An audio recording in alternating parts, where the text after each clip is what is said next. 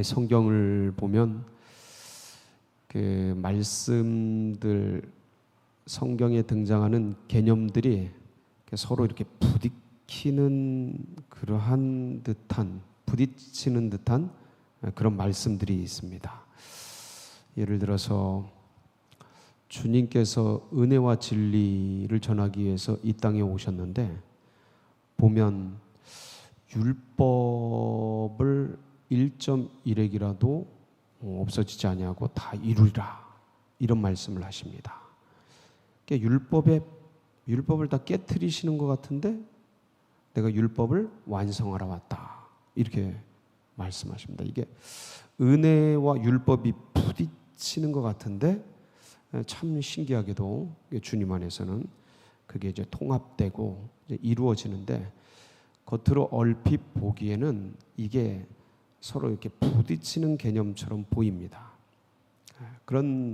그러한 것들이 이제 성경에 보면 다수 등장을 해요. 그래서 어느 때는 이렇게 말씀하시는 것 같은데 어느 때는 또 반대로 말씀하시는 것 같기도 하고, 이제 그런 것들이 종종 있는데, 그 대표적인 것이 오늘 이 말씀입니다. 주님이 이 땅에 오신 이유가 뭐죠? 이 땅에 뭘 전하러 오셨어요? 구원을 전하러 오셨죠. 인자가 온 것은 섬기려 하고 섬김을 받으려 함이 아니라 섬기려 하고 도리어 많은 사람의 대속물로 자기를 주기 위해서 오셨죠. 그래서 잃어버린 영혼들을 이제 구원하기 위해서, 그리고 자신을 이제 대속물로 그렇게 섬기기 위해서 오셨단 말이에요. 그러니까 이 땅에 평화와 화평과 화목을 주러 오셨어요. 근데 오늘 말씀을 보면 뭐를 주러 왔다고 기록되어 있습니까? 화평을 주러 온 게 아니라는 거예요. 화평을 주러 온 게 아니래. 이게 부딪히잖아요. 말씀을 한번 찾아보겠습니다. 왜 부딪히는지. 에베소서 먼저 보겠습니다. 에베소서 2장 14절 17절 한번 볼까요? 여기 보면 그는 우리의 뭐인지라? 화평이신지라. 이게 주님이시죠. 주님이 둘로 하나를 만드사 원수된 것 곧 중간에 막힌 담을 자기 육체로 하시고, 그래서 또 오셔서 먼 데 있는 너희에게 뭘 전하셔요? 평안을 전하시고 가까운 데 있는 자들에게 평안을 전하셨느니라. 화목, 평안, 원수된 것을 풀어주시고, 이렇게 하기 위해서 이 땅에 오셨단 말이에요. 골로새서 1장 21절 22절에도 반복해서 이 말씀을 하고 있는데, 전에 악한 행실로 멀리 떠나 마음으로 원수되었던 너희를 이제는 그의 육체의 죽음으로 말미암아 화목하게 하사 너희를 거룩하고 흠없고 책망할 것이 없는 자로 그 앞에 세우고자 하셨으니, 화목하게, 원수되었던 것들을 화목하게 하기 위해서 주님이 오셨습니다. 근데 오늘 말씀은 뭐예요? 오늘 말씀을 보면 내가 너희에게 화평을 주러 온 게 아니라는 거예요. 이런 걸 어떻게 해석을 해야 될까? 물론 이제 문맥을 같이 풀어보고 말씀을 이제 나눠보면 이런 의미구나 하고 이제 이해가 되는데, 이제 말씀 언어 자체는 부딪히잖아요. 상호적으로 이제 다 통일되는데 부딪히는 것 같아요. 주님이 화평을 주러 온 게 아니고 뭘 주러 오셨다 그래요? 검을 주러 오셨대요. 근데 이 검이 뭔지 밑에 내용이 나와 있죠. 35절 보면 내가 온 것은 사람이 그 아버지와 딸이 어머니와 며느리가 시어머니와 뭐하게 하려고요? 불화하게 하려고. 불화. 자, 화평을 주러 온 게 아니고 검을 주러 왔는데 그 검은 불화예요. 불화하기 위해서. 그래서 이제 병행 본문을 이렇게 보면 누가복음 12장 51절에 이게 병행 본문이거든요. 같은 내용의 복음서인데 누가복음에는 이렇게 나와 있어요. 12장 51절에 보면, 거기에 보면 분쟁을 주러 왔다고 말씀이 기록되어 있습니다. 예, 분쟁을 주러. 그러니까 화평을 하게 하기 위해서 온 게 아니라 뭐를 하러 오셨다고요? 분쟁하게 하려고 왔다는 것이에요. 그러니까 아니, 불화, 분쟁, 이거를 우리가 어떻게 이제 이해해야 하는가를 오늘 같이 좀 나누면서, 주님이 주신 검이 과연 어떤 의미이고, 그리고 우리는 주님께서 제자들에게 검을 주러 왔다라고 말씀하셨던 그 말씀이 오늘날 이 땅 가운데서, 오늘날 우리 상황 가운데서는 어떤 의미로 받아들여야 되고 또 어떻게 해석하고 적용해야 하는가, 주님의 뜻은 무엇인가를 다시 한번 깊이 아는 그런 복된 시간 되시기를 축복합니다. 예. 자, 오늘 이 말씀은요, 배경이 있습니다.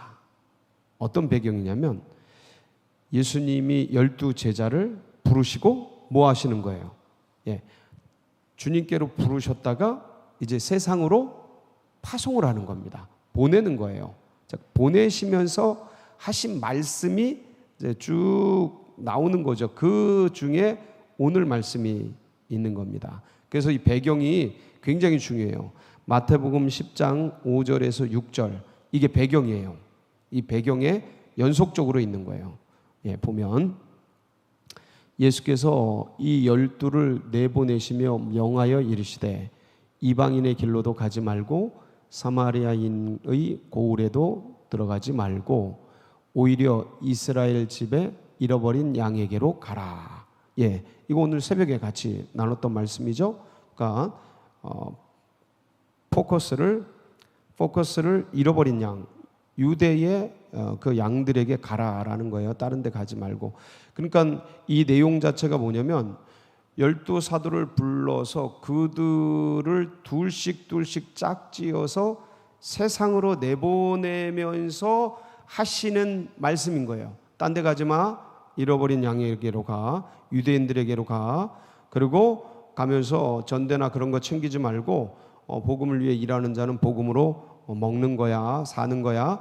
그러면서 쭉 내가 너희를 이리 가운데 어린 양을 보내는 것 같다. 그러니까 너희들 뱀같이 지혜롭고 비들같이 순결해라. 그러면서 쭉 말씀하시면서 오늘 말씀을 이어서 하신 겁니다. 그러니까 내가 세상에 화평을 주러 온 게 아니야. 검을 주러 왔어. 아버지와 아들이, 어머니와 딸이, 며느리와 시어머니가 이렇게 분쟁케 하려고 내가 온 거야. 자, 그러면 이 맥락에서 이 말씀은 뭐겠습니까? 이 검은 뭐겠어요? 이 검을 주러 왔다라고 말씀할 때 이 문맥에서 분쟁, 불화 이렇게 분명히 해석이 되는데, 잘못 들으면 주님이 검을 주러 오셨어? 성령의 검인가? 말씀의 검인가? 진리의 검인가? 혹시 이제 그렇게도 생각이 들 수 있겠습니까? 없겠습니까? 얼핏 생각하면 그렇게 생각할 수 있어요. 근데 지금 문맥은 그렇게 해석을 하면 안 됩니다. 성령의 검으로 해석을 하면 안 돼요. 그렇게 해석을 하면 안 되고, 이게 이제 어떤 비진리와 진리가 부딪히게 하기 위해서 부딪히는 검이에요. 그러니까 어떤 우상과 진리가, 참신이 부딪히게 되는 그 검이에요. 그러니까 그 검을 분쟁케 하려고 왔다, 그 다음에 불화하기 위해서 왔다라고 주님은 표현하셨는데, 그렇다면 도대체 왜 부딪히고, 왜 주님의 제자들이 갈 때 거기에 검을 주시는 건지, 거기에 왜 분쟁을 주시는 건지를 우리가 살펴보면 이게 이제 무슨 내용인지 이제 명확하게 이제 잡히게 됩니다. 사실은 이게 좀 왔다 갔다 해요. 근데 내용 자체는 그렇게 어려운 게 아닙니다. 제자들이 이제 예수님의 복음을 들고 유대 마을들로 들어가지 않겠습니까? 여러분도 다 아시다시피 이제 나중에 이제 제자들이 예수님이 돌아가시고 제자들이 핍박받고 그런 장면들이 이제 후일 이제 기억나시죠? 그런데 지금 이제 선교 초입이란 말이에요. 이제 시작을 하는 거란 말이에요. 이제 복음이 막 확산되기 시작하는데 이 제자들은 예수님이 가르쳐 준 그걸 들고 나가는 거예요. 근데 사실은 이 복음이 어떤 파괴력이 있는지 어떤 능력이 있는지 잘 몰라요. 제자들은 실질적으로 잘 모릅니다. 근데 주님은 다 아시는 거예요. 이 복음이 들어갔을 때 세상 사람들이 어떻게 반응할지, 얼마나 많은 핍박과 얼마나 많은 어려움들이 있을 줄 아는 거예요. 근데 세상에는 반드시 주님의 진리를 받아들이는 사람이 있습니까? 없습니까? 이때니까요. 루디아와 같은 여인들이 있습니다. 이런 우리 지금 여기 앉아 계신 분들 같은 분이 항상 계셔요. 이 성에 내 백성이 많도다. 사도행전에 보면 그런 말씀하시죠.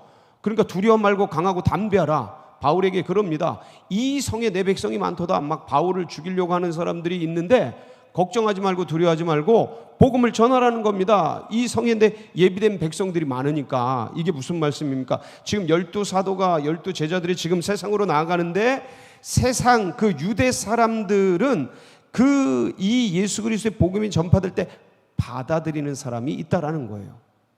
근데 배척하는 사람들이 있겠습니까? 없겠습니까? 반드시 있죠. 자, 우리나라에 조선시대에 130년 전에 진리를 들고 복음을 들고 선교사들이 들어왔어요. 이 선교사들의 복음을 받아들이는 사람이 있겠습니까? 없겠습니까? 있으니까 우리가 여기 있죠. 예? 그 복음을 받아들였던 사람들이 언더우드 아펜젤러를 비롯한 수많은 그 선교사들의 복음을 받아들였던 우리 선조들이 계셨으니까 우리가 여기 있죠. 반드시 있습니다. 그런데 배척한 사람들이 있겠습니까? 없겠습니까? 왜 없겠습니까? 칼로 찍어 죽이고 창으로 찢고 수많은 사람들이 풍토병에 걸리고 그러면서 죽어갔죠. 자, 여기서 무슨 일이 생겨요? 우리나라는 유교죠. 조선시대는 유교였죠. 복음을 전하면 복음을 받아들인 사람이 그 가족 중에 누군가예요. 가족 중에 누군가예요. 그러면 이 가족 중에 A라는 사람은 그게 아버지고 어머니면 자식들이 아버지 왜 그랬어요? 아니 우리 조상신을 잘 믿어야지 지금 뭐 하는 겁니까? 이렇게 이제 되는 거고 그 A가 만약 아들이고 딸이면 부모하고 부딪히는 거죠. 너는 호적에서 팥 버릴 거야. 너 그 이방 오랑캐신 믿으면 호적에서 팥 버릴 거야. 그러면서 뭐가 일어나겠습니까? 불화가 일어나는 거예요. 불화가 일어나는 거예요. 자, 우리가 6월 달에 요르단에서 오신 설총호 선교사님이 선교 보고를 했습니다. 그때 그 이름은 기억이 안 나는데 그 한 청년이 이렇게 진리를 구하고 찾다가 성경을 읽게 됐고 그러면서 그 인터넷상에서 한 그 복음을 전하는 사람을 찾아서 와가지고 그게 이제 설총호 선교사님하고 연결돼서 이슬람인인데 연결이 돼가지고 교회에 나오고 예수를 믿게 됐다라는 얘기를 우리가 직접 들었습니다. 이 자리에서.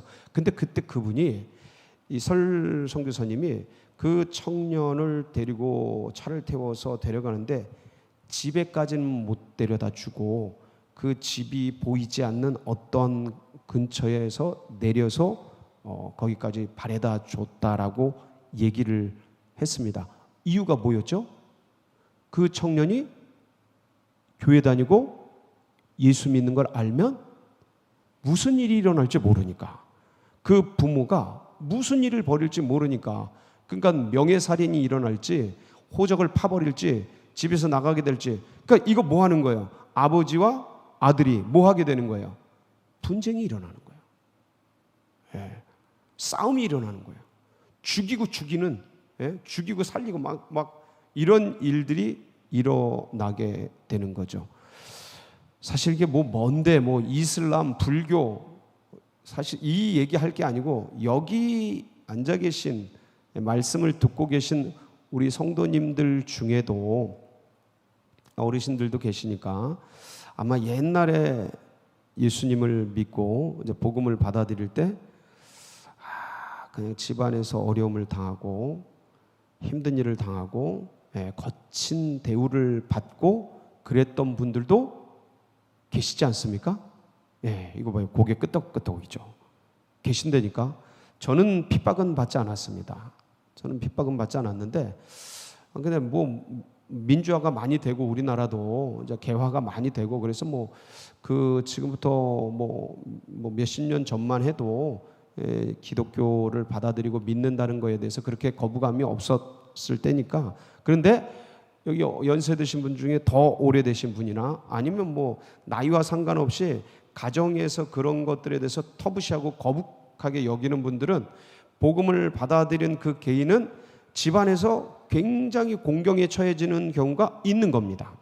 어느 경우는 막 혼나기도 하고 매맞기도 하고, 어떤 부부를 보면은 어떤 부인이 예수 믿는다고 교회까지 막 달려와가지고 머리끄댕이 잡아가지고 불 지른다, 막 그런 간증과 얘기들도 많이 듣지 않았습니까? 그게 뭡니까? 그게 뭐예요? 분쟁이에요. 그러니까 불화예요. 자, 여기서 말씀하고 계신 분쟁과 불화는 거룩한 분쟁이에요. 그러니까 어떤 개인적인 욕심과 정욕 때문에 이루어지는 어떤 소유를 갖기 위해서, 뭐를 취하기 위해서, 명예권세를 얻기 위해서 이런 게 아니고, 하나님의 진리가, 하나님의 복음이 전파될 때 필연적으로 발생하는 일인 거예요. 왜 그렇습니까? 제가 필연적이라고 말씀을 드렸어요. 왜 필연적으로 그런 분쟁과 불화와 어려움들이 발생합니까? 세상이 세상신에 사로잡혀 있기 때문에 그렇습니다. 무슨 말씀입니까? 세상이 죽어 있기 때문에 그래요. 세상이 우상에게 사로잡혀 있기 때문에. 그러니까 쉽게 말하면 우리 130년 전 우리 조선을 생각하면 됩니다. 조선은 조선대로 조용한 아침의 나라죠. 조선 그 단어 그대로 조용한 아침의 나라란 말이에요. 깨끗하고 조용하고 그냥 별일 없는 안녕의 나라 같고, 부탄, 세계에서 행복지수가 제일 높은 나라 중에 하나라는, 조용하고 자연환경 아름답고. 근데 조선도 부탄도 네팔, 엊그제 네팔 갔다 왔어요. 네팔도 카스트 제도가 꽉 휘어잡고 있지만 평화롭고 조용한 나라예요. 아무 일이 없는 듯해요. 근데 뭐에 사로잡혀 있는 거예요? 조선은 조선의 유교로, 네팔은 힌두교로, 그 외 이슬람, 불교, 조용한 나라 같은데 그거로 꽉 잡혀 있는 거예요. 카스트로 딱 잡혀 있는 거예요. 지금 12사도가 나아가고 있는 유대 땅은 율법주의로 꽉 잡혀 있고, 율법의 613개 계명과 각종 절기의 여러 가지 제도와 그 규칙과 수많은 종교적인 그 어떤 규율에 의해서 꽉 억압되어 있고 붙잡혀 있는 조용한 나라라는 거예요. 조용한 민족인 거예요. 아무 일이 없는 듯한. 왜 와서 건드느냐 이거예요. 그런데 실상은 그게 아니에요. 실상은 그게 아니고, 그러니까 이거를 그 나라라고 제가 말씀을 드렸는데, 그 한 개인, 나 잘 살고 있는데 왜 건드려? 세상 신에 끌려서 그냥 이 세상이 전부인 줄 알고 만몬을 따라 이 세상 허영, 없어질 것을 따라서 살아가는 그 인생, 그 나라, 그 민족. 그러니까 주님의 복음이 들어가면 반드시 분쟁이 생기게 돼 있어요. 저항하거든요. 거짓이, 비진리가 저항하거든요. 진리가 들어가면 진리를 수용하고 받고 이게 아니고, 진리를 잘못됐다고 오히려 공박하고 막 그래. 근데 거기서 눈이 떠지는 사람들, 받아들인 사람들은 그 진리를 알게 되는 거예요. 수용하게 되고. 근데 수용하는 자와 그 가족 안에서 그 복음에 대해서 비판하고 비난하는 사람들과 필연적으로 다툼이 일어나고 싸움이 일어나게 되는 겁니다. 주님은 분쟁하러 이 땅에 오신 게 아니에요. 근데 그렇게 되어져요. 왜냐하면 이 땅이 무너져 있기 때문에, 이 땅이 세상신에 사로잡혀 있기 때문에. 여러분이 세상에, 이제 여기 교회 나가면 세상에 나갈 겁니다. 나가서 누군가에게 이 복음을 말씀해 보세요. 누군가에게 이 진리를 말씀해 보세요. 싸우려고 들 겁니다. 싸우려고 들 겁니다. 혹시 그 사람이, 우리가 이제 기도를 열심히 해서 그 영혼의 배후 세력이 그거 탁 결박하고 강한 자를 결박시켜서 그 영혼에게 복음이 들어가서 말씀을 나눌 때 어떤 상황 속에서 눈이 떠져서 예수 그리스도를 알고 주님을 믿고 주님 앞에 나왔다고 할 때, 이 사람의 가족들, 믿지 않는 가족들, 혹시 다른 신을 섬기고 있는 그 가족들은 이 사람에 대해서 굉장히 거칠 겁니다. 분쟁이 일어나는 거예요. 어려움이 일어나는 거예요. 이게 이 세상의 신이에요. 우상에 사로잡혀 있는 이 세상. 한 영혼도 그렇고 한 나라도 그렇고 이 사회도 그런 것이에요. 주님이 검을 주러 왔다는 거예요. 그러니까 제자들이 나가서 복음을 전할 때, 내가 복음을 전해서 A라는 이 가족 중에 A라는 사람이 복음을 받아들여서, 이 유대인이 굉장히 거칠지 않습니까? 이슬람만큼 거친 나라가 유대인들이에요. 명예살인이 일어나는 거예요. 여기서도 A라는 사람에게 복음을 전할 때 괜히 이 가정을 분란에 빠뜨리는 거 아닌가? 조용히 살고 있는데. 그럴 수 있지 않습니까? 이 가정은 지금 유대교를 믿고 있지만 편안하게 잘 살고 있는데, 괜히 내가 이 가정에 A라는 사람에게 내가 예수 그리스도의 진리를 전하고 복음을 전해서 이 가정이 풍지평파가 일어나고 싸움이 일어나고 분쟁이 일어나면, 이거 복음을 전하면서도 이거 이럴 수 있지 않습니까? 그럴 수 있는 제자들인지라 지금 초기에 진리가 뭔지, 복음이 뭔지, 하나님 나라가 뭔지 잘 모르는 제자들이란 말이에요. 그러니까 오히려 그 분쟁이 일어나는 게 자연스러운데, 이게 두렵고 괜히 내가 진리를 전하고 복음을 전하는데 이게 자신감이 없어서 이거 내가 괜히 이 가정 어렵게 하는 거 아닌가라는 생각이 들 수 있겠습니까? 없겠습니까? 들 수 있습니다. 들 수 있어요. 괜히 내가 분란을 일으키는 거 같고. 그래서 주님이 말씀하신 거예요. 그래서 이 문맥이 중요한 겁니다. 내가 이 땅에 화평을 주러 온 게 아니라 뭐를 주러 왔다? 검을 주러 왔다는 거예요. 이방신상과 우상에게 사로잡히고 율법 종교에 사로잡혀서 가만히 있는 그들이 그렇게 동화돼서 살도록 냅둘 수 없어서 내가 그걸 깨러 왔다라는 거예요. 그래서 여기서 검은요, 깨는 겁니다. 이방에 사로잡혀 있고 우상에 사로잡혀 있고 율법에 사로잡혀 있는 그들의 그 평화를 깨러버린 거예요. 가짜 평화, 우상에게 억눌린 평화, 제도적으로 조직적으로 하나님이 원치 않는 이 세상 신에 사로잡혀 있는 그 평화, 그 안정. 북한이 저 어느 나라가, 이슬람 땅이 그 평화를 이루고 있는 땅, 그걸 깨러 오신 거예요, 주님은. 그래서 검을 주러 오신 겁니다. 사랑하는 성도 여러분, 이게 어느 때는 우리들도 현장에 가면 괜히 잘 살고 있는 사람들 어렵게 하는 거 아닌가, 이런 생각이 들 수 있습니다. 근데 그때마다 기억하세요. 위장된 평화, 거짓 신이 만들어낸 위로, 마치 화평한 것처럼 보이지만 사로잡혀서 세뇌돼서 끌려가고 있는 저들, 여기에 진짜 필요한 게 뭐예요? 분쟁이에요.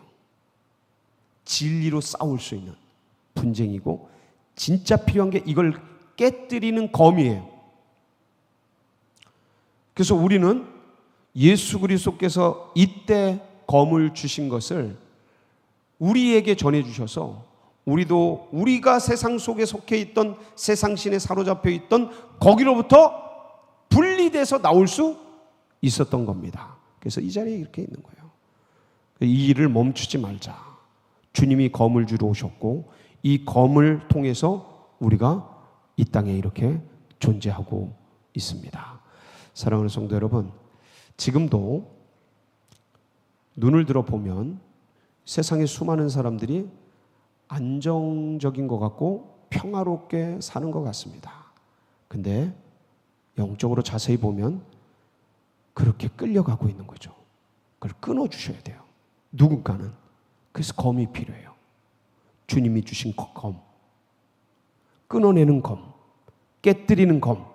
거짓을 박살내는 검. 진짜 분쟁이 필요하고 진짜 여기에 끊어내는 그 진리의 한 사람이 필요한 것입니다. 여기 계신 모든 분들이 그러한 복음의 믿음의 주님의 제자들 이 길을 걸어가시길 주의 이름으로 축복합니다. 같이 기도하시겠습니다.